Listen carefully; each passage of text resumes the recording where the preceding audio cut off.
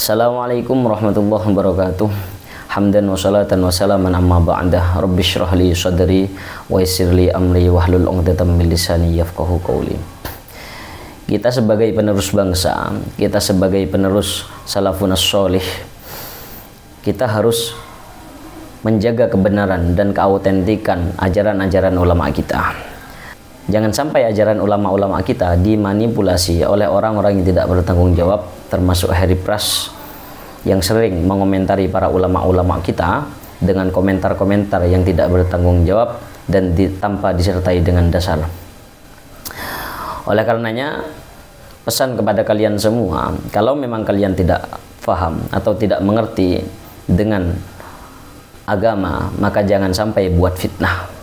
Jangan sampai membuat fitnah seperti halnya Harry Pras yang di situ yang jelas-jelas dia tidak paham dengan agama, tidak paham, sedikit pun tidak paham dengan agama, namun dia sering mengomentari para ulama, sering membuat fitnah. Ini jangan sampai terjadi untuk kalangan-kalangan anak muda.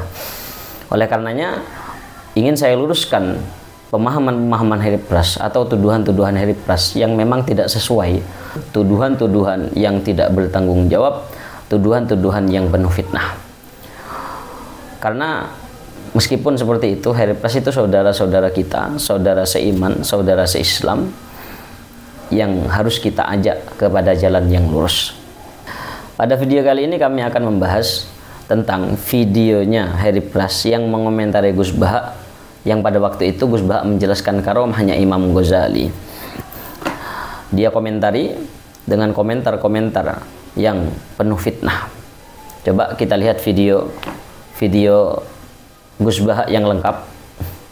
Naqibil Ghazali adalah Rasulullah pernah jejer Nabi Musa. Terus Rasulullah ngendikan ulama ummati ka'ambiyai Bani Israel.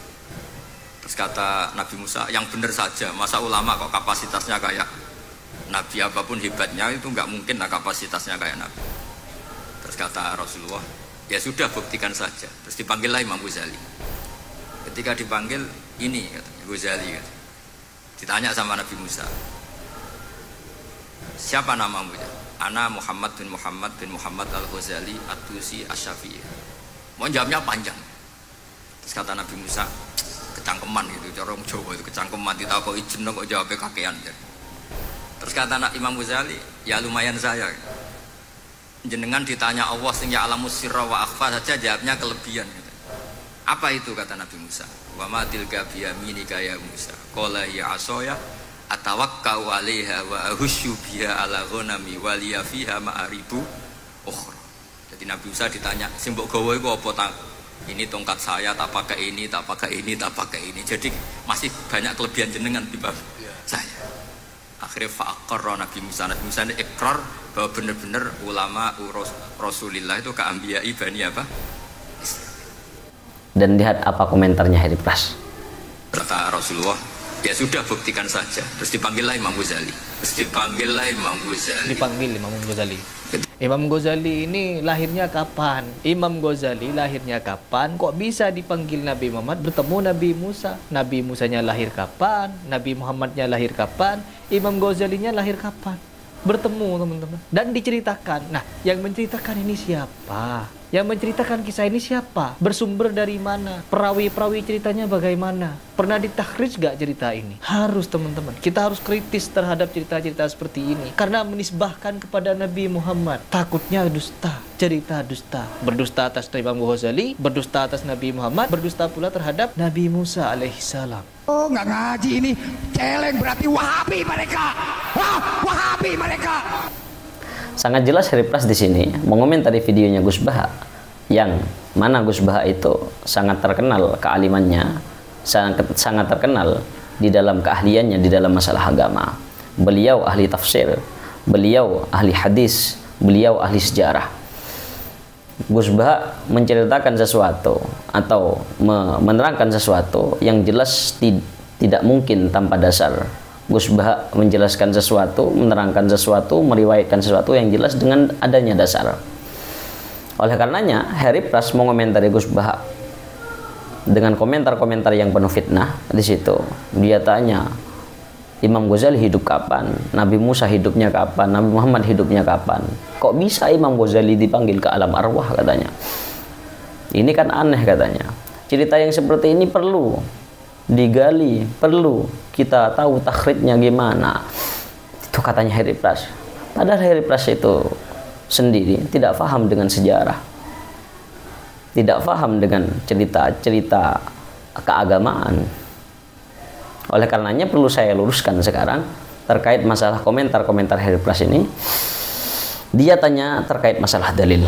Dalil dari cerita Gus Baha tadi. Apa ada dalil dari cerita Gus Baha?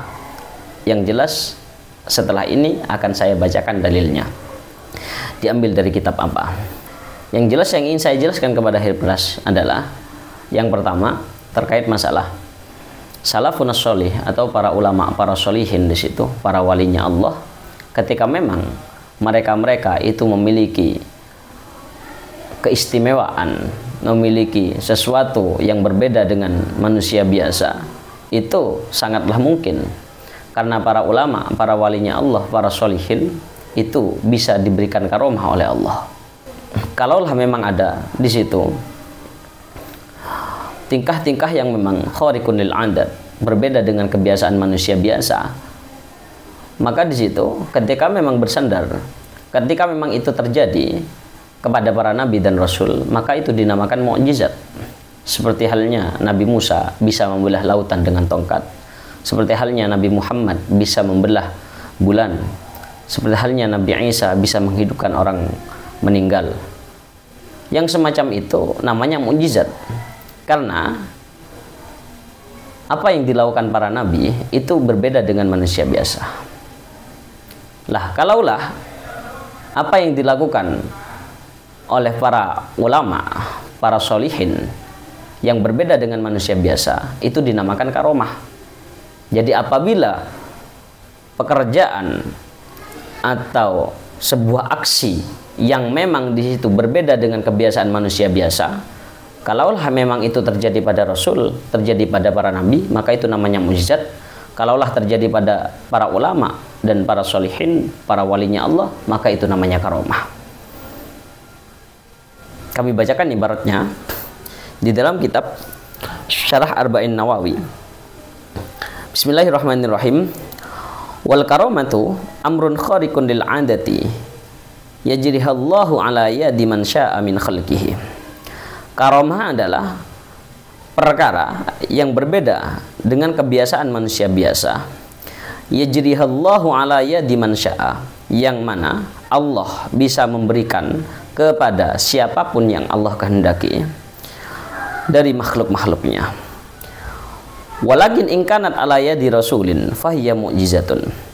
Namun apabila sesuatu yang berbeda dengan kebiasaan manusia biasa itu terjadi pada Rasul, pada para nabi, maka itu dinamakan mukjizat. Kalaulah terjadi pada para wali, para sholihin, maka itu namanya karomah. Ini perlu difahami. Karomah itu ada, mukjizat itu ada. Nah, ini perlu difahami oleh Harry Pras, yang mana Imam Ghazali itu walinya Allah, para sholihin bisa diberikan keistimewaan oleh Allah. Yang bisa memberikan keistimewaan itu Allah, bukan kamu yang menentukan siapa yang bisa mendapat keistimewaan. Ini bisa difahami yang pertama. Yang kedua, terkait masalah ceritanya Gus Baha yang menceritakan bahwasannya Imam Ghazali dipanggil di alam arwah, dipanggil oleh Nabi Muhammad SAW dengan keagungannya Nabi Muhammad, yang jelas dengan kehendak Allah dipanggillah bertemu dengan Nabi Musa. Pada waktu itu Nabi Musa bertanya kepada Nabi Muhammad terkait masalah hadis yang berbunyi ulama ummati ka anbiya Bani Israil. Apakah benar wahai Nabi Muhammad bahwasanya ulama-ulama umatnya engkau itu seperti halnya nabi-nabi Bani Israil di dalam segi kualitasnya? Maka jawaban Nabi Muhammad iya. Maka dipanggillah. Maka Nabi Musa tidak percaya siapa ulama itu, tolong panggil ke sini. Dipanggillah sama Nabi Muhammad dengan kemuliaan Nabi Muhammad, yang jelas dengan iradahnya Allah dipanggillah Imam Ghazali ke sana. Imam Ghazali bisa hadir ketika Nabi Muhammad dengan Nabi Musa bercengkrama. Hadirlah Imam Ghazali. Apa ada keterangan di dalam kitab? Ada.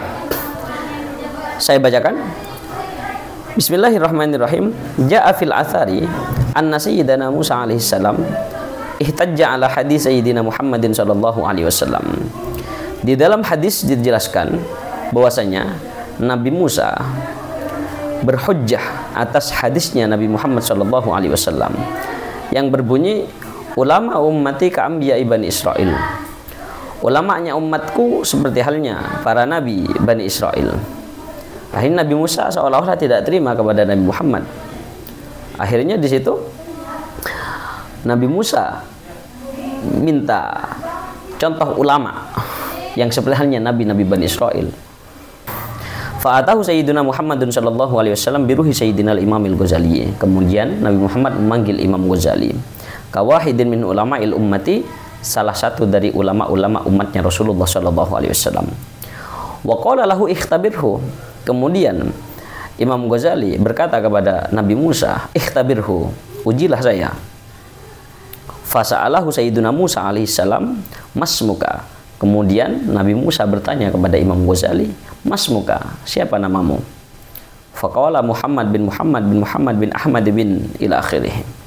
Kemudian Imam Ghazali menjawab, namaku adalah Muhammad bin Muhammad bin Muhammad bin Ahmad bin ila akhirih al-Ghazali. Fastauqifhu Sayyiduna Musa alaihissalam mustangkara alaihi istirsalahu. Kemudian Sayyiduna Musa di situ terdiam dan ingkar terhadap jawaban Imam Ghazali. Fi dzikri abaihi wa jududihi. Imam Ghazali ditanya namanya, namun jawabnya dijawab, namaku adalah Muhammad bin Muhammad. Yang ditanya namanya dijawab dengan nama ayah dan kakek-kakeknya juga disebutkan. Wa qala lahu innama aradtu ismaka faqat.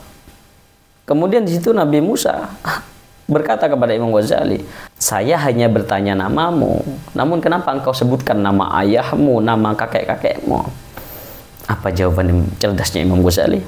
Faradda alaihi al-Imamul Ghazali qailan. Kemudian Imam Ghazali menjawab Nabi Musa seraya dia berkata, mastarsaltu fi dzalika qiyasan alastirsalika. Aku tidak menjawab seperti ini kecuali hanya meniru jawaban engkau.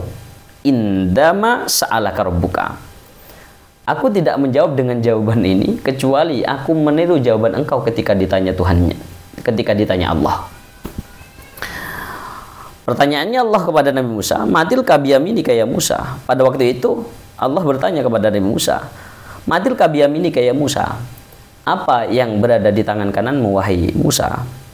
Fakul tahiyya. Kemudian engkau menjawab, katanya Imam Ghazali. Nabi Musa menjawab, hiya asai atawakka'u 'alaiha wa ahushu 'ala ghanami wali fiha ma'aribu. Ini tongkat yang mana dengan tongkat ini aku bisa berpegangan dan aku juga bisa memukul dedaunan untuk kambing-kambingku, dan juga banyak fungsi yang lain yang bermanfaat kepadaku. Walam takul hiya asai faqat. Engkau tidak menjawab. Yang ditanya Allah hanya bertanya apa yang berada di tangan engkau. Seharusnya jawabannya kan, yang berada di tanganku hanya tongkat. Namun engkau kenapa kok menjawab dengan fungsi-fungsinya? Akhirnya Nabi Musa mengakui terhadap kealiman Imam Ghazali, terhadap kualitas ulama umatnya Rasulullah seperti halnya nabi-nabi Bani Israel. Ada dalilnya, ada dalilnya. Oleh karenanya Harry Pras di sini tidak tahu dalil, namun menyalahkan. Kalau sudah ada dalilnya seperti ini. Oleh karenanya di situ Harry Pras jangan sering-sering mengomentari para ulama, karena ulama itu dulu belajarnya Masya Allah, belajarnya lama, dan yang jelas yang disampaikan tidak sembarangan, pasti ada dasarnya. Dan pasti di situ ada di dalam keterangan para ulama, dan di situ pasti ada keterangan di dalam hadis dan di dalam Al-Quran.